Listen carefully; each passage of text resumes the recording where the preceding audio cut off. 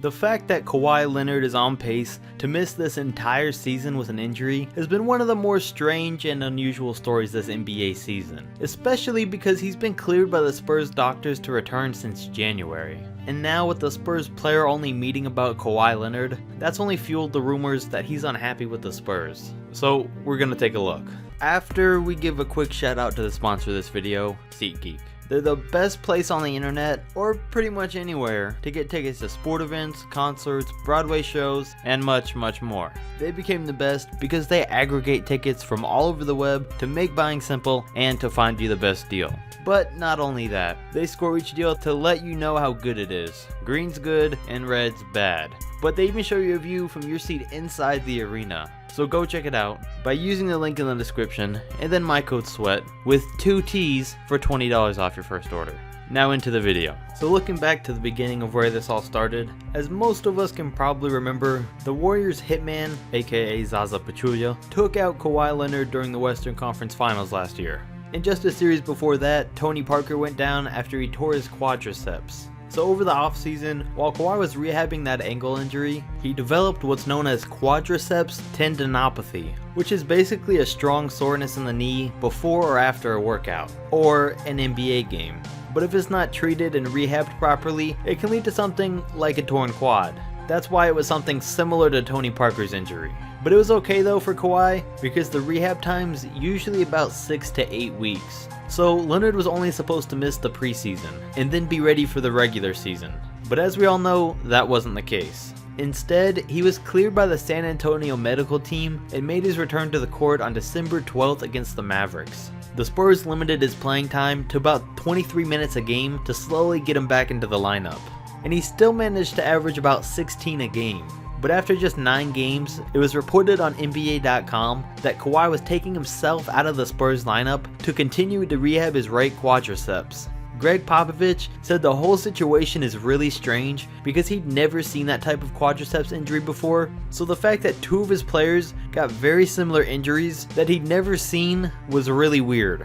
But after taking himself out of the lineup, instead of seeing the Spurs doctors for rehab again, Kawhi went to see his own set of specialists in New York to get a second opinion. So this can be looked at in 2 different ways. It can be seen as just to be safe, since what the Spurs doctors didn't work, he wanted to go get a second opinion. Or it could be seen as Kawhi not trusting the Spurs doctors anymore for letting him return before he was fully recovered, and the fact that they didn't help him fix his injury in the first place, which is something that could definitely cause some tension between himself and the organization.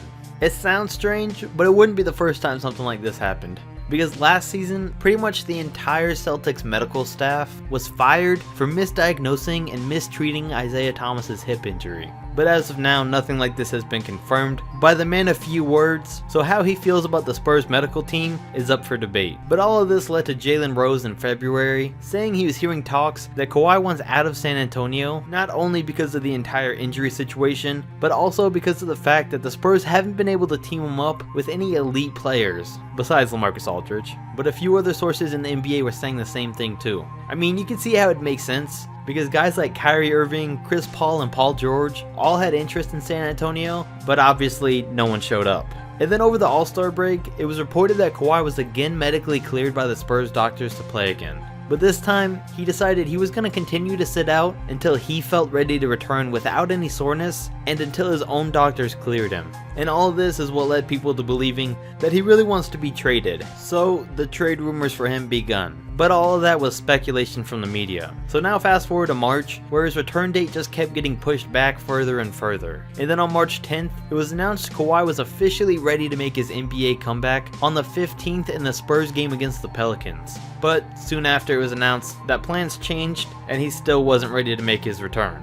So that brings us to where we are today. In a recent interview, Steven Jackson said that he's always tried to give the Spurs the benefit of the doubt, but now he thinks something's going on inside the organization. He said for as much as Kawhi loves the game, for him to still not be playing, he doesn't think it's just an injury anymore. And then you got Tony Parker coming out and saying that his injury was 100 times more worse than Kawhi's. And it makes sense because his was torn and Kawhi's was just soreness. Sometimes soreness can be a lingering thing, but it's still interesting that from the date of his torn quadriceps to his return, Tony was out for a total of 208 days. But as of the date of this upload, Kawhi's already been out 175 days. And that's why it was reported by ESPN and Adrian Woj, the NBA rumor king, that Tony Parker's and the Spurs held an emotional player-only meeting to try and convince Kawhi Leonard to return from injury. All non-players were asked to leave the room, and it was said that several teammates spoke up about their frustration and their confusion with Kawhi sitting out. But then Danny Green tweeted out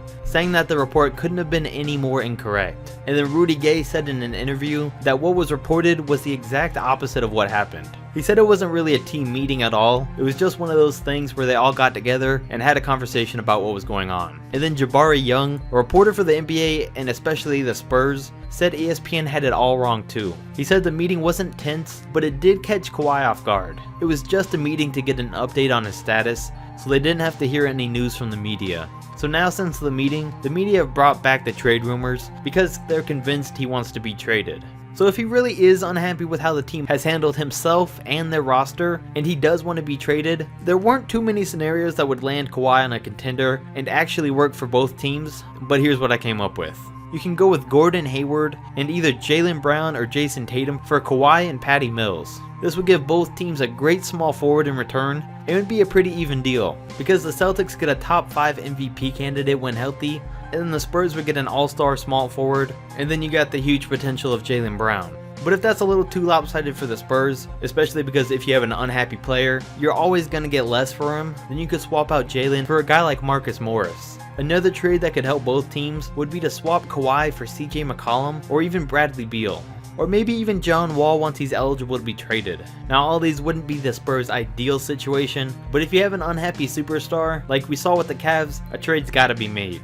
But all these scenarios are if he's unhappy. We won't really know until an announcement's made by him or until he actually returns to the court, which is something that definitely doesn't look like it'll be happening this season. Manu said that he doesn't expect Kawhi Leonard to return this season, and that the Spurs just need to act like he's not gonna, and not keep their hopes up that he will. And then Popovich said he's only gonna think about putting Kawhi back in the lineup and making those adjustments once he hears from Kawhi that he's ready to return. But with only 9 games left in the season, time's running out for him to be brought back and get back into game shape before the playoffs. This whole thing's been a really strange situation and hasn't made a lot of sense. But no matter what's going on, it's clear that Kawhi and the Spurs are having a big disconnect in terms of communication and that he doesn't fully trust their medical staff.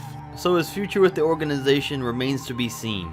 But definitely comment down below your thoughts, like and subscribe, and I'll catch you next video.